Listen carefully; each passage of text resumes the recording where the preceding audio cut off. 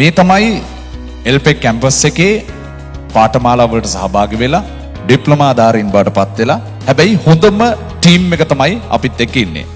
ඒක නිසා මේ අයගෙන් අහන්න ඕන හොඳම උනේ කොහොමද කියලා.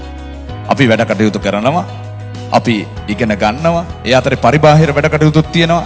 හැබැයි අපිට දෙන වැඩේට 100%ක් නෙමෙයි. 300%ක් දෙන්න පුළුවන් කෙනා තමයි හොඳම කෙනා බවට පත්වන්නේ. ඒක නිසා ඔබට දැනුම තියෙන සාමාන්‍ය දැනුම තියෙන ඔබට බුද්ධිමත් භාවය ලබා දීලා තියෙන එල්පෙක් කැම්පස් එකේ.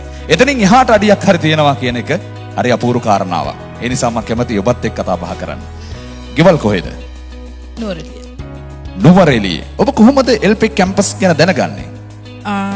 Social media through social media තමයි දැනගත්තේ. මේ මට හිතුණා මේ හොඳම කැම්පස් එකක් ඉගෙන ගත්තා නම් හොඳටම මේ බෙස්ට් වෙන්න පුළුවන් කියලා හිතුණා මට. මොකද්ද තෝරගත පාඨමාලාව? ඉංග්‍රීසි ඩිප්ලෝමා. වාගේ අනාගතයට කොහොමද මේක බලපාන්නේ?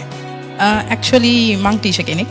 සෝ මට ඒක හිතුණා මේ එහෙම කරා නම් මට ගොඩක් වැඩිපුර ඉගෙන ගන්න පුළුවන්. මං හිතාගෙන ඉන්නවා මගේ ඩිග්‍රී එකත් මේකෙන්ම කරමු කියලා. හොඳ අත්පොලසන්නාදයක් ලබා දෙන්න එක තැනකින් නතර වෙන කෙනෙක් නෙමෙයි.